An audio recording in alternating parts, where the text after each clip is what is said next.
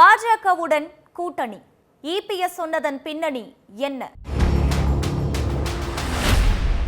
மேட்டுப்பாளையத்தில் தேர்தல் சுற்றுப்பயணத்தை தொடங்கிய அதிமுக பொதுச் செயலாளர் எடப்பாடி பழனிசாமி பாஜகவோட அதிமுக கூட்டணி வச்சு தமிழ்நாட்டுக்கு துரோகம் செய்துட்டதா முதலமைச்சர் மு.க.ஸ்டாலின் விமர்சிக்கிறாரு. அவருக்கு என்ன ஞாபகம் மறதியா? திமுக 1999 பாஜகவுடன் கூட்டணி வைக்கலையா? அது நல்லது, நாங்க கூட்டணி வச்சா அது துரோகமான்னு தன்னோட பேச்சுல கேள்வி கேட்டாரு. இது அரசியல்ல பல கேள்விகளை எழுப்பி இருக்கு. திமுக பாஜகவோட கூட்டணி வச்சது, ஜெயலலிதா காலத்துல அதே கட்சியோட அதிமுக கூட்டணி சேர்ந்தது, இப்ப எடப்பாடி பழனிசாமி காலத்துல பாஜக அதிமுகவோட கூட்டணி அறிவிச்சதுன்னு எல்லா கூட்டணிகளுக்கும் நிறைய வேறுபாடு இருக்கிறதா பேச தொடங்கி இருக்காங்க. கருணாநிதி ஜெயலலிதா காலங்கள்ல தமிழ்நாட்டுல பாஜக எப்படி இருந்துச்சு, வாஜ்பாய் அத்வானிக்கு அப்புறம் மோடியோட இந்த காலத்துல பாஜக எப்படி இருக்குங்கிறதையும் இங்க பார்க்க வேண்டியிருக்கு. பாஜகவுடன் கூட்டணி வைத்த திராவிட கட்சிகள் பின்னணி என்ன? பாஜகவுடன் கூட்டணி வைக்கிறத இப்ப பெருசா விமர்சிக்கப்படுறது ஏன்? இதையெல்லாம் தான் ஸ்பாட்லைட்ல பார்க்க போறோம். அதிமுகவை அடிப்பணிய வச்சுதான் கூட்டணிக்குள்ள கொண்டு வந்திருக்குன்னு பாஜகவை திமுகவும் அதன் கூட்டணி கட்சிகளும் தொடர்ந்து விமர்சிச்சுட்டு வர்றாங்க. 1998 பாஜகவுக்கு கொடுத்த ஆதரவை ஜெயலலிதா வாபஸ் வாங்கினதுனால 1999 வாஜ்பாய் அரசு மீது நாடாளுமன்றத்துல வாக்கெடுப்பு நடந்துச்சு. அப்ப பாஜகவுக்கு, அதாவது வாஜ்பாய்க்கு திமுக அப்போ தன்னோட ஆதரவை கொடுத்துச்சு. ஆனாலும் ஒரு ஓட்டு வித்தியாசத்துல வாஜ்பாய் அரசு கவிழ்ந்துச்சு. அதுக்கடுத்து அதே ஆண்டு நடைபெற்ற தேர்தலில் திமுக பாஜக கூட்டணி முதல் முறை களம் காணுச்சு. அந்த தேர்தலில் திமுக பாஜக தலைமையிலான கூட்டணி தமிழகத்துல 26 இடங்களை ஜெயிச்சது மட்டும் இல்லாம மத்தியில ஆட்சியும் அமைச்சாங்க. கூடவே அந்த 5 ஆண்டு கால ஆட்சியில திமுகவோட முரசொலி மாறன், TR பாலு உள்ளிட்டோர் மத்திய அமைச்சர்களாகவும் பதவி வகிச்சாங்க. நாடாளுமன்ற தேர்தல் மட்டும் இல்லாம 2001 சட்டமன்ற தேர்தலையும் திமுக பாஜக கூட்டணி சேர்ந்துச்சு. 21 இடங்கள்ல போட்டியிட்ட பாஜக 4 இடங்களை வாங்கினாங்க. பத்மநாபபுரத்துல 96 ஒரே ஒரு எம்எல்ஏவை ஜெயிச்ச பாஜக 2001 தமிழ்நாட்டு சட்டமன்றத்துக்குள்ள ராஜா உட்பட 4 பாஜக எம்எல்ஏக்கள் போனாங்க.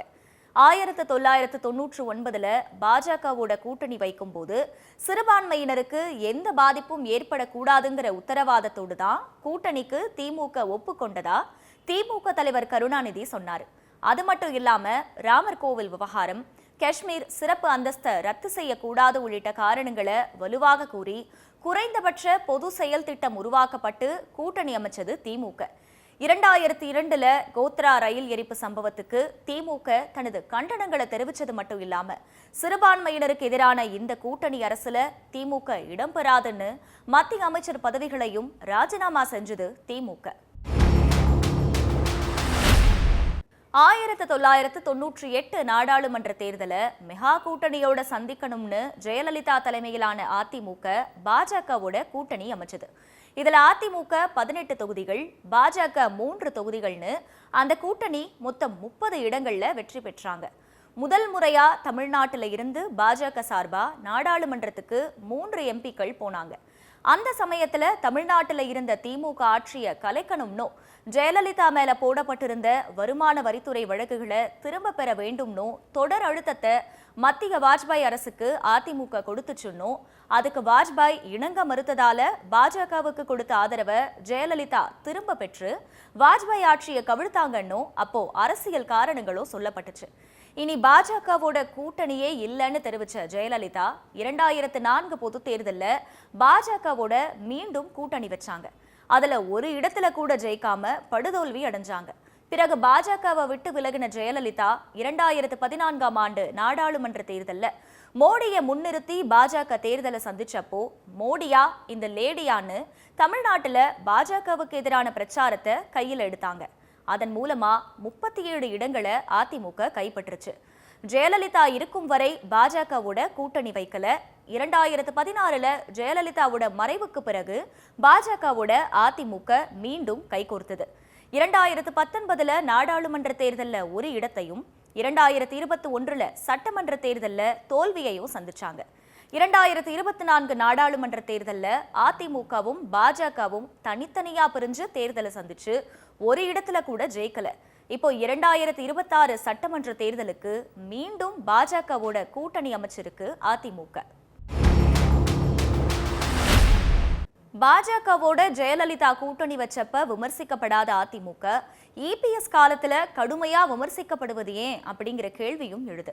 அதிமுக சார்பா மோடியா லேடியான்னு ஜெயலலிதா விமர்சிச்ச நிலையில அதே கட்சியின் அமைச்சர் ராஜேந்திர பாலாஜி மோடி எங்க டாடின்னு பொதுவெளியில சொன்னாரு. 2016 ஜெயலலிதா மறைவுக்கு அடுத்து முதல்வராக இருந்த ஓ பன்னீர்செல்வமும் அவருக்கு அடுத்த முதல்வரா பதவி வகிச்ச எடப்பாடி பழனிசாமியும் பாஜகவுடன் கூட்டணி அமைச்சாங்க. நாடு முழுவதும் பெரும் எதிர்ப்பலைகளை ஏற்படுத்திய முத்தலாக் மசோதா, ஜம்மு காஷ்மீர் சிறப்பு அந்தஸ்து ரத்து மசோதா, சிஏஏ சட்ட மசோதா, வேளாண்மை சட்டங்கள்னு எல்லாத்துக்கும் அதிமுக தன்னோட ஒட்டுமொத்த ஆதரவை பாஜகவுக்கு வாரி வழங்குச்சு. இது தமிழ்நாட்டுல பெரும் விவாதங்களை கிளப்புச்சு. இன்னொரு பக்கம் 2024 நாடாளுமன்ற தேர்தலில் பாஜகவோட கூட்டணி வைக்காத எடப்பாடி பழனிசாமி எல்லா தேசிய கட்சிகளும் ஒண்ணுதான், அவை மாநிலங்களுக்கு எதையும் செய்யறதில்லைன்னு காங்கிரசுடன் பாஜகவையும் சேர்த்து விமர்சிச்சாரு. அண்மையில தமிழ்நாட்டுல மும்மொழி கொள்கைக்கு இடமே இல்லைன்னும் இரட்டை மொழி கொள்கை தான் எங்க உயிர் மூச்சுன்னும் மத்திய அரசின் புதிய தேசிய கல்விக் கொள்கையை எதிர்த்தாரு.